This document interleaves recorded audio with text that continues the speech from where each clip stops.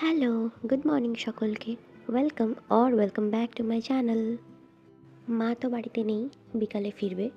তো সকাল সকাল অগত্যা আমি রান্নাঘরে শখের রাঁধুনি আমি, মন হলে এটা ওটা বানাই। আজ ব্রেকফাস্টে চিলা খেতে ইচ্ছা করছিল, তাই বানিয়েছিলাম মুগ ডালের চিলা। বেসন চিলার থেকেও আমার এই ডালের চিলাগুলো বেশি পছন্দের। ব্যাটারটা বানিয়ে তার মধ্যে গ্রেট করে নিয়েছিলাম গাজর আর কেটে নিয়েছিলাম পেঁয়াজ। ডালের ব্যাটার বানানোর সময় ওর মধ্যে জিরে, আদা, লঙ্কা একসাথে দিয়ে পেস্ট করে নিয়েছিলাম। বাইন্ডিংয়ের জন্য একটু বেসন দিয়েছিলাম, চাইলে ছাতুও অ্যাড করা যায়।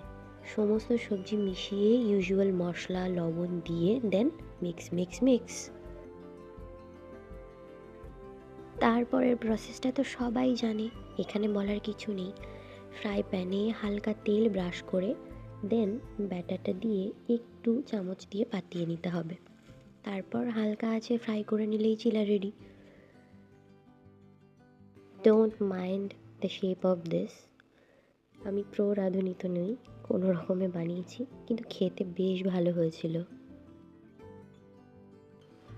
আগের খুন্তিটা ঠিকঠাকভাবে কাজ করছিল না, সেই জন্য খুন্তিটা চেঞ্জ।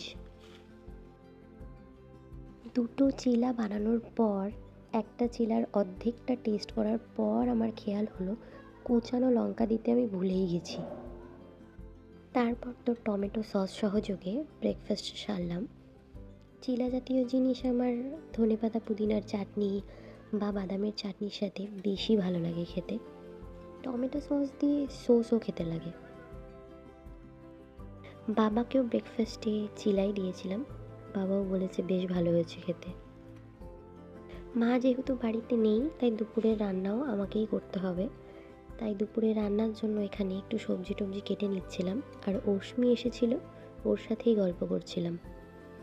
তারপর তো সমস্ত রান্নার জিনিসপত্র গুছিয়ে নিয়ে একটা নিরামিষ আলু বেগুন টমেটো বড়ি দিয়ে একটা তরকারি বানিয়ে নিলাম। চলো সেদিনের পার্সেলে কি এসেছিল সেটা তোমাদের দেখাই। একটা ফোনের ব্যাক কভার অর্ডার দিয়েছিলাম ফ্লিপকার্ট থেকে। কভারটার কালার আর পেছনের কিউট স্টিকার্সগুলোর জন্য আমার ভীষণ পছন্দ হয়েছিল, বিশেষ করে ওই পান্ডার ফেসটার জন্য। আরও দারুণ দারুণ কালার্সে কভার্সগুলো অ্যাভেলেবেল আছে, তোমরা চাইলে দেখতে পারো। ভিডিওটা ভালো লাগলে ডোন্ট ফরগেট টু সাবস্ক্রাইব। দেখা হবে পরের ব্লগে, বাই।